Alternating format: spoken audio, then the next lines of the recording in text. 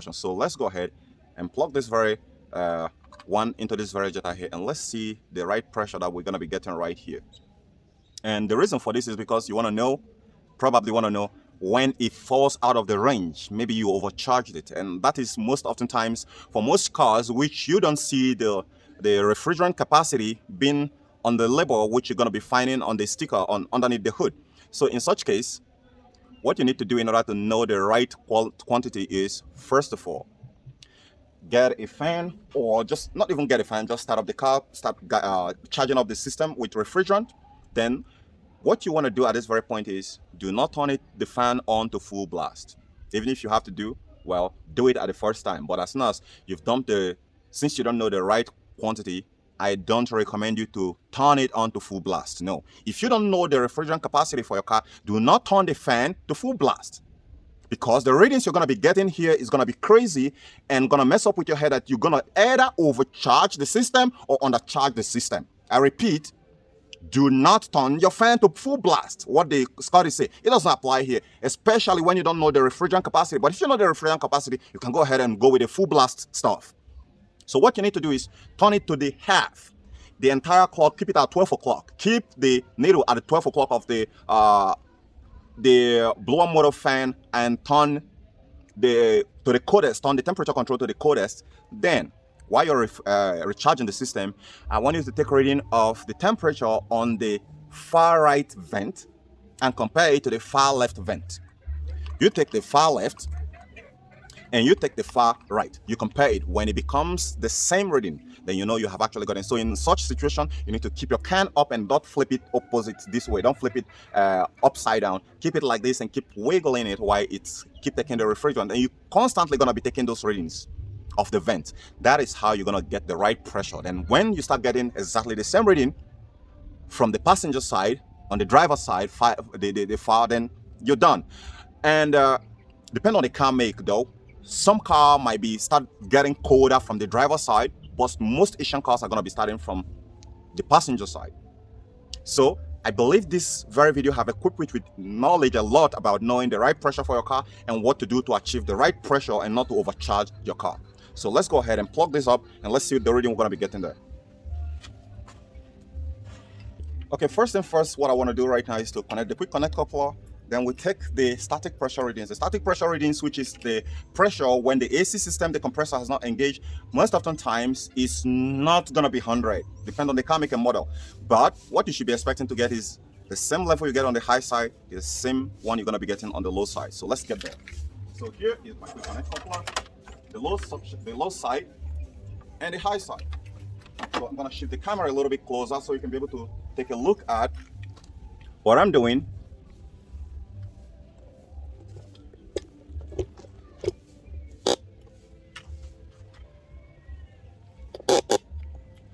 Okay, I'm gonna show you guys as soon as I connect it. So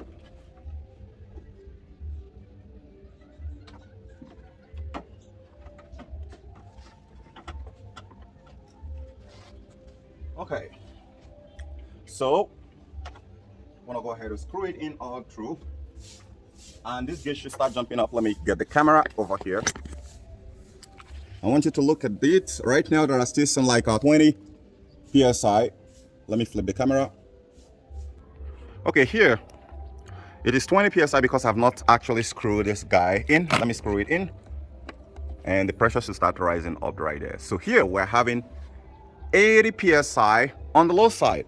What do you guys think of it? Let's screw this one in and see what the reading we're going to be getting on the high side.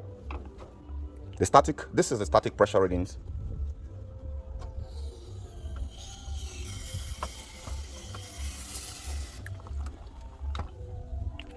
Okay, here we go.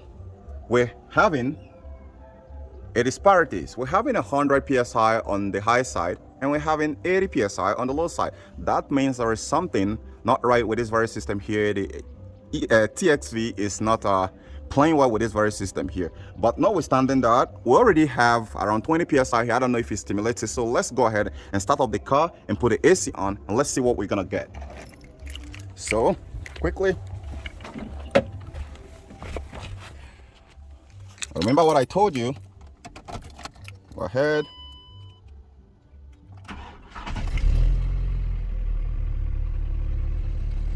Okay, this is my first time starting my car in the morning, so it's doing the startup sequence.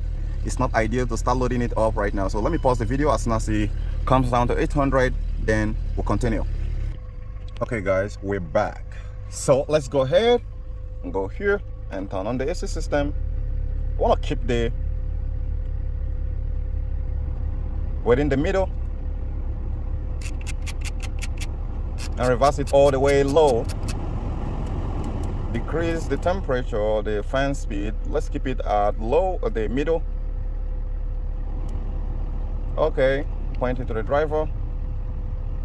Now we can go on right now. It's feeling cold right here as it should. So let's go and take a look at what the gauge reading is.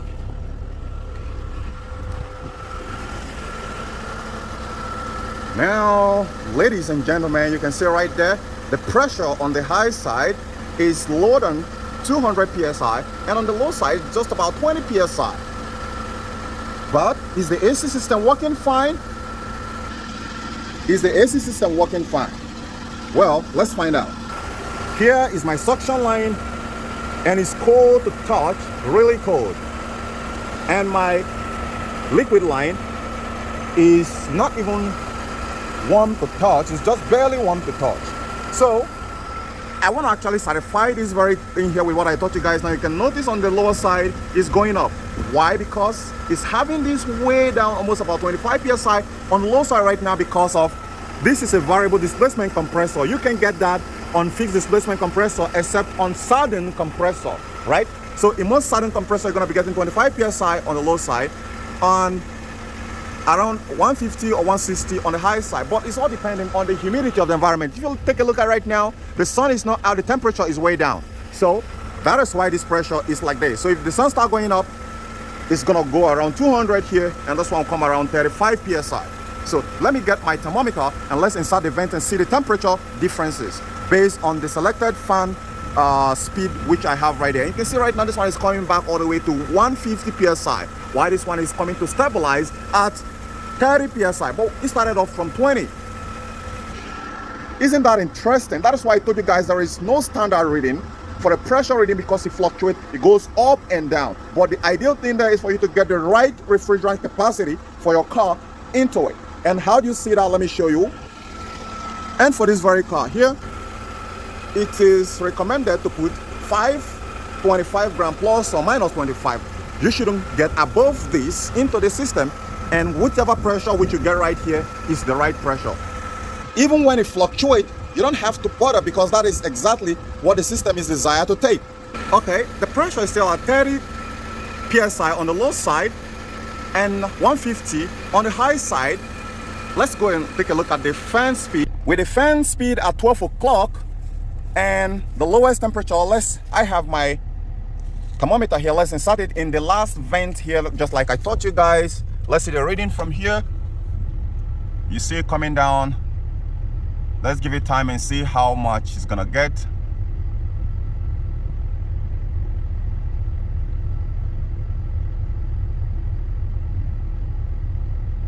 I'm gonna pause this video so I don't burn your time until you get to the lowest part.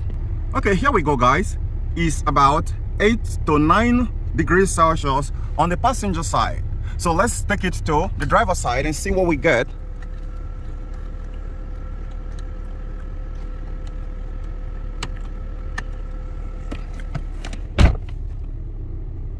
Now, on the driver's side, it's climbing up and it's stabilizing at 10 psi. There is no much of difference, and what that means is that the system just needs just a little bit of refrigerant, and it's going a little bit more. Let's see if it's going to go to 11.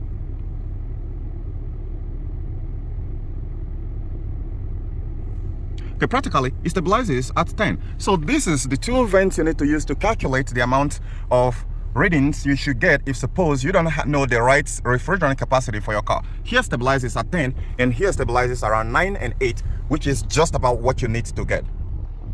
So guys, that is how to know the right pressure for your car. And believe me when I say there is no constant, You can say it always has to be at 40 degrees, 40 psi on the low side. Now you know exactly the reading which we're obtaining from before we start coming right here inside the car. The low side is giving 30 psi, while the high side is giving around just about 150 psi. It is pretty normal. So when the humidity of the environment builds up, then the temperature also starts climbing up. So guys, I know you guys find this very helpful and useful information. So don't forget to subscribe to my channel. Before I go further, I want to take a look at the pressure readings again and see if there is too much gap in the fluctuation or on the pressure readings that we're getting previously before I start taking the reading. So the outside temperature is just about 30 to 35 psi right here. So it's going about 30 psi. So the humidity of the environment normally is around 40 psi, 40, 45. So let's take a look at it again, and it didn't go back much. So it is stabilizing at that. So don't forget what I taught you guys right here. Don't be alarmed. And under this condition, I can say that my compressor is in a good condition. My expansion valve is in a good condition. As you can see, the suction line is sweating and cold the touch. So guys, thank you for your time. And do remember, if you have any further question relating to this, I got your back. I remain Dr. Cool. See you on the next video.